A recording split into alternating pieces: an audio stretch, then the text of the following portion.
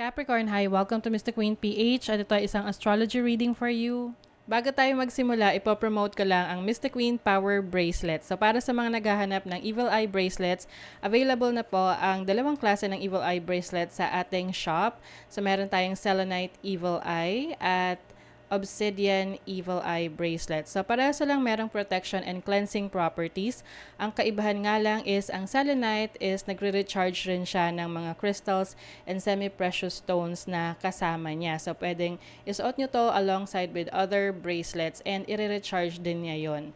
Ayan. And marami rin tayong iba pang mga bracelets dito for protection and also for healing, attraction ng money, love, and prosperity. Ayan. So, lahat po yan nasa aking online shop sa Lazada and Shopee. And meron na rin sa TikTok. So, pakicheck nyo na lang po. Lahat ng link ay nasa description. Happy shopping! Meron tayong New Moon in Leo ngayong araw na to, August 16, 2023 at 5:38 p.m.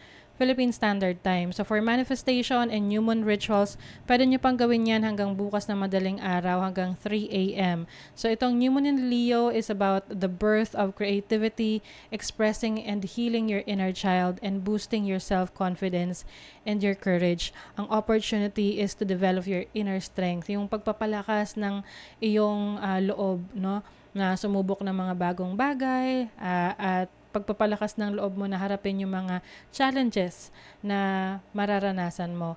And another opportunity is to expand your creativity na maaring meron ka mga creative ideas na, iniisip mo lang siya pero wala kang ginagawang action towards it.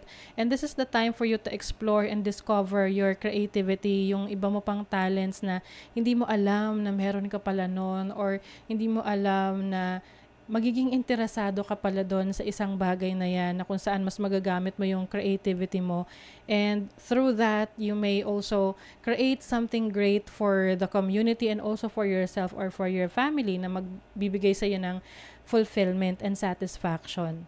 So, the goal is to avoid drama. And of course, mga Capricorn, madalas naman yun talaga na umiiwas sa mga drama sa buhay. They're very practical. So, just in case na mapunta kayo sa isang sitwasyon na medyo dramatic, no? So, kumbaga, subukan nyo na lang umiwas at wag nang makijoin sa drama na yan para hindi na maging stressful yung situation ninyo. And another goal is to overcome your ego. May mga pagkakataon na gusto natin ipaglaban yung ating point or yung ating idea.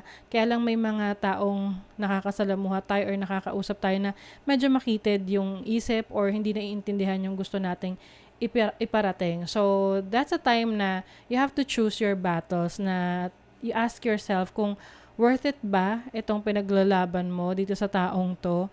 Kasi kung hindi, sayang lang yung energy mo and mas maganda na i-redirect mo na lang yung energy mo in other creative things na magkakaroon pa ng pakinabang sa'yo or sa ibang tao. Okay, so for you Capricorn, itong New Moon in Leo ay mangyayari sa inyong 8th house. So 8th house is about rebirth. This is also about other people's money. So maaring yung iba sa inyo, you will try to develop other ways to create money, especially in investments. Maaring magkakaroon ka ng idea kung saan ka mag-i-invest, ano yung business na papasukin mo. You just have to be careful, no? Kasi Venus is in retrograde. So, you have to make sure na kung papasok ka sa isang kontrata, na may kinalaman sa pera or resources, you have to make sure na nabasa mo yung laman ng kontrata or else baka pagsisihan mo yan after the Venus retrograde. So, this is also the time for you to focus on your your inner self, no? Na this is realization and rebirth ng inner depths, pagkilala sa yung sarili on a deeper level na ano pa ba yung gusto mong marating sa buhay, ano pa yung goal na gusto mong i-pursue, at ano yung bagay na pwede mong baguhin sa sarili mo ngayon na kaya mong gawin para maging one step closer ka to your goal. Okay? So, meron tong challenging aspect sa Jupiter, sa Uranus, which is in Taurus in your 5th house. So, yung iba sa inyo, Capricorn, maaring maging challenging sa inyo yung mga ipupursu nyo na creative ventures, maaring may kinalaman sa resources. Halimbawa, gusto mong magtayo ng negosyo related sa talents and skills mo. Halimbawa, magaling ka magluto or may iba ka pang business na gustong subukan, kaya lang kulang ka sa resources. Now, ito yung time na mas magandang maging resourceful ka, no? Use the things na kung ano yung meron ka ngayon, and eventually saka ka na lang mag-upgrade kapag kaya mo na, no? Kasi yung iba sa inyo baka mag-resort sa paghiram ng pera or pangungutang for the business, but paano kung hindi yon mag-work out for you? So mas maganda na kung ano lang muna yung meron ka ngayon, yun na yung paikutin mo. And then, kapag nakita mo na things are doing well na, then saka ka na humingi ng tulong sa iba through loans, through the usage of resources ng ibang tao. And eventually, no, doon mo makikita na, ito, you are on the right direction. You are on the right path. And then, I also see someone na tutulong sa'yo, sa family mo. This can be your parents. This can be your siblings or someone from the family sa bahay ninyo na willing na mag-share ng resources nila or to offer help para matupad mo yung mga goals mo. Okay? And then, meron ditong frustration sa inyo because it's in your first house, yung Pluto. Pluto is there. Naka-retrograde din yan. So, this is about reassessing yourself, reassessing your plans, no, para sa sarili mo. And yung iba sa inyo, magkakaroon kayo ng bagong perspective sa buhay, kung ano yung mas importante sa inyo moving forward. Is it your career? Is it your family? Is it your dreams? At kung saan alin man doon yung ma-realize nyo na mas importante sa inyo, you're going to work towards that. Okay? And then also, meron ding challenging aspects sa Neptune and Pisces in your third house. Some of you Capricorn, maaring nagkakaroon kayo ng challenges when it comes to expressing yourself. May mga pagkakataon na hindi nyo maipahiwatig yung talagang gusto nyo.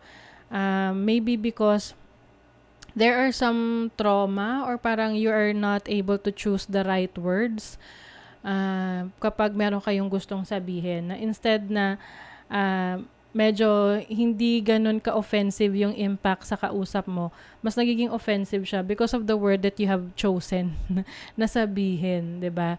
So, you also have to be careful rin sa choice of words mo when you are communicating with others, dahil medyo prone to sa misinterpretation, misunderstanding, and miscommunication. Okay? So, yun yung kailangan nyong i-work out during this time. Ano pa? Some of you might experience challenging, sa mga may anak na dyan, no? Challenging situation with your kids, especially dun sa mga gusto nyong gawin nila, tapos hindi nila ginagawa. Alam mo yun, may pagka-authoritarian kasi mga Capricorn. So, maganda dyan, open communication, especially sa family. And let's see what else pa. You have the Hanged Man. So, new perspective in life to. Realization. Seeing things in a different perspective. So, maaring merong unconventional kang gagawin. Can be related sa creativity mo.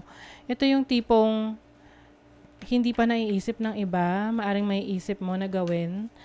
Lalo na kung nakikita mo na wala pa talagang gumagawa nun. So, might as well do it. You also have the Seven of Pentacles. Patience is a virtue, Capricorn. Yung iba sa inyo, you've been working so hard, you've been doing a lot of things, pero parang, alam mo yun, nakabantay ka sa magiging resulta ng trabaho mo. So, mas maganda to focus on what you should be doing, and then, kumaga gawin mo lang yung part mo, yung kailangan mong gawin.